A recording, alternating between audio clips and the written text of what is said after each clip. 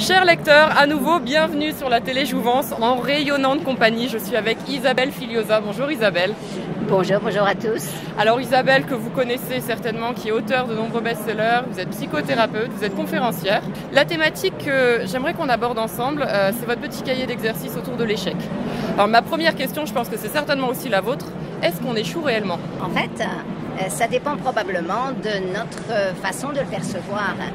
Les événements arrivent, nous réussissons nos objectifs ou nous n'atteignons pas nos objectifs.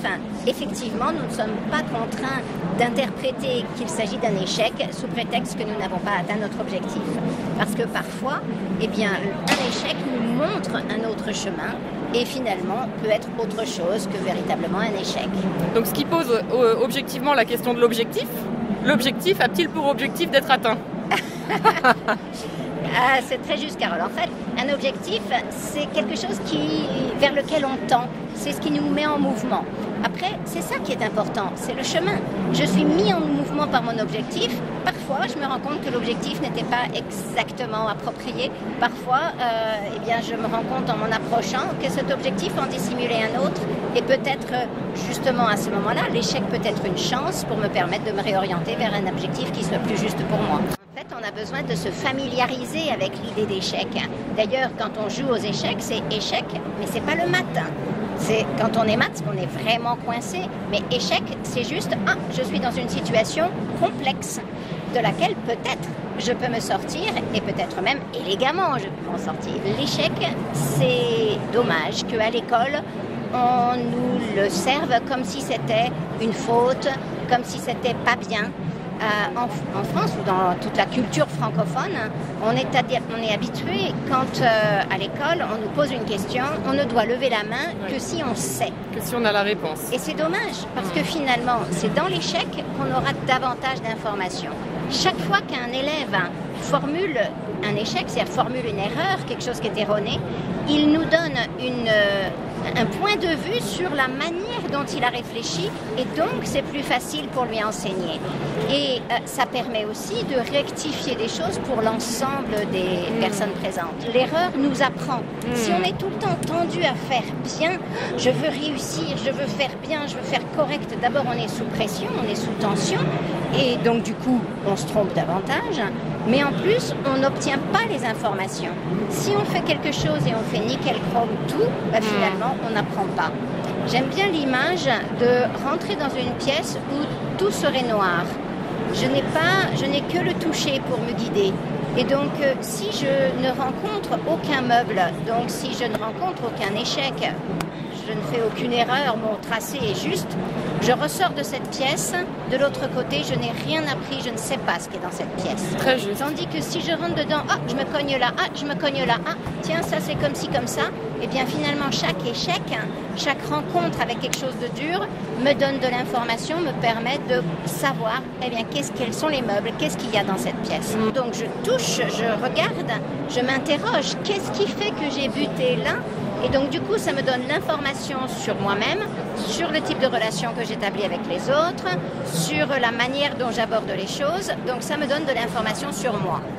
Ou alors, je vois que finalement, je me suis cognée contre un panneau indicateur qui dit « va plutôt ailleurs ». Et quelquefois, nous avons à reconnaître que si, par exemple, on est refusé à l'entrée d'une école de commerce, peut-être que ça signifie qu'il y avait une partie de nous qui n'avait pas vraiment envie de faire ça et qu'on a laissé en chemin une autre partie de nous qui avait envie d'une toute autre direction. Et donc, c'est l'occasion à ce moment-là. L'échec est une bénédiction, ça nous permet de réaliser que notre chemin est ailleurs. De toute façon, tout ce qui nous arrive est le mieux pour nous, le meilleur pour nous. Ça n'empêche pas que nous ayons à vivre nos émotions. Et donc, au moment où on vit l'échec, pour en tirer toute la substantifique moelle, nous avons besoin de sentir tout ce que ça nous fait. Donc de sentir la frustration, la colère, la rage parfois, la peur, la crainte, l'anxiété, toutes les émotions, la tristesse aussi, toute la gamme des émotions. Et donc c'est ça que j'explique dans le cahier d'exercice, c'est comment faire pour faire ce chemin de deuil finalement. Parce qu'on ne peut vraiment se réorienter que lorsque on accepte de faire le deuil du premier chemin que nous avions pris. Tout à fait. Et ça, c'est valable que ce soit dans le métier, dans la profession, mais aussi dans le milieu amoureux. C'est-à-dire que quelquefois, on ne choisit pas véritablement la personne avec laquelle on est. Et c'est l'échec d'une première relation qui va pouvoir nous ouvrir les yeux et nous faire réaliser, mais finalement je me suis engagée dans cette relation sans véritablement y réfléchir, sans vraiment sentir à l'intérieur. Peut-être l'autre m'aimait tellement, je me suis laissée faire, ou peut-être je croyais tellement que j'aurais pas une autre personne que du coup je me suis accrochée à celui-là. Bref, c'est en ce sens qu'une fois que j'ai compris ce qui m'avait amené à me crisper, alors oui, je lâche prise. Mais on lâche prise, pas forcément de la relation ou bien du poste du travail ou bien de notre objectif.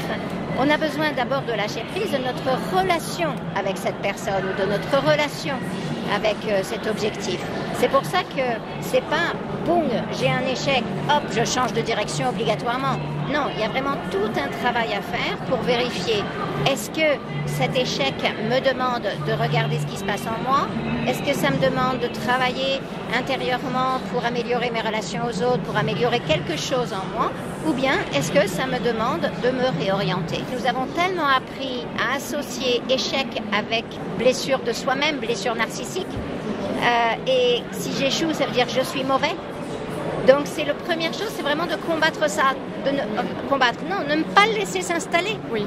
Ce n'est pas parce que nous échouons que forcément c'est notre faute. Ce n'est pas parce que nous échouons que nous sommes nuls. Ce n'est pas parce que nous échouons que nous avons à modifier notre image de nous-mêmes. Oui. Il paraît que chez Facebook, le directeur avait écrit sur les murs en gros « fail more », donc échouer davantage. Et c'est vrai que c'est encourageant, on a besoin de se familiariser avec l'échec tellement qu'un échec, on se dit chouette, un échec, ça veut dire que j'ai essayé, ça veut dire que je me suis mis en danger, ça veut dire que je peux être fière de moi, ça veut dire que j'ai des capacités, ça veut dire que j'ai de la créativité. Et quelqu'un qui n'échoue jamais, c'est quelqu'un qui n'a pas essayé. Or, nous avons vraiment besoin d'essayer toutes sortes de choses. Parce que si on n'échoue pas, eh bien, ça veut dire qu'on va sans doute rester dans le cadre qui nous a été donné au tout début. Et finalement, est-ce qu'on peut véritablement se réaliser sans échouer ici ou là? Exactement, et j'entends derrière toute la richesse qu'on s'apporte aussi quelque part en faisant l'expérience de la vie. Et l'expérience, c'est parfois se tromper aussi. Tout à fait. Sans omettre qu'il y a quand même des échecs douloureux, très douloureux. Tout à fait. Et que justement, c'est en acceptant la douleur qu'on devient véritablement humain. Quelquefois, certaines personnes se disent « Ah ben, ça fait tellement souffrir, par exemple, une rupture amoureuse que je ne veux plus jamais aimer de ma vie. Mais en réalité, non. Heureusement qu'on va aimer de nouveau. Et c'est vraiment important parce que si je sais souffrir, si je sais ne pas être détruit par la souffrance, si je sais la sentir à l'intérieur de moi, alors elle me rend de plus en plus humain et aimant. Alors pourquoi je me suis intéressée à cette thématique? Ma mère était psychologue, psychanalyste et travaillait notamment aux enfants malades, auprès d'enfants souvent très malades et dont beaucoup mouraient. Donc j'ai appris à développer l'empathie, j'ai appris à écouter les émotions. Elle était très très à l'écoute de mes émotions. Mon père était psychologue aussi, et vraiment, donc j'étais dans ce bain-là, le bain de la langue aussi, puisque avec mon père surtout, on était très attentifs aux mots, à jongler avec les mots, à la belle langue. Et puis, dans ma famille, il était interdit d'interdire, donc j'ai bénéficié de la plus grande liberté. Je n'ai jamais reçu ni d'interdit ni de punition de la part de mes parents. J'ai été écoutée dans mes besoins, dans mes émotions, même si c'était pas toujours facile pour eux parce que eux avaient subi beaucoup d'interdits et eux portaient encore beaucoup de peur et de honte. Mais globalement, j'ai reçu une éducation qui m'a permis d'apprendre à réfléchir, à penser et à penser par moi-même, à oser penser en dehors du bocal, à oser penser différemment. Et plus l'émotion, la sensibilité à l'émotion, à l'empathie. Et puis ce désir de changer le monde qui habitait déjà mes parents, la non-violence éducative qui habitait déjà mes parents. Donc ça, ils me l'ont transmis et je le poursuis. Et ce sont des thématiques qui vous tiennent très à cœur. Et mon père a été celui qui a introduit l'analyse transactionnelle en France.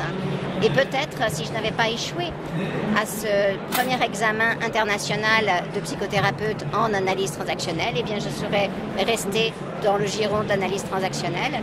Et grâce à cet échec, qui d'ailleurs a été la base de ce que j'ai écrit là. J'avais écrit à l'époque un petit texte qui s'appelait « De l'heuristique de l'échec », c'est-à-dire comment faire pour apprendre d'un échec. Cet échec était violent pour moi et en même temps il m'a permis de me rediriger, de me réorienter et de devenir celle que je suis aujourd'hui. C'est formidable, vraiment merci pour ce partage. Partagez sur la vidéo ce que vous retenez des clés que Isabelle nous a partagées avec générosité et gardez confiance justement que dans les échecs, eh bien, vous pouvez apprendre, vous pouvez découvrir et vous pouvez vous enrichir également. Merci à vous.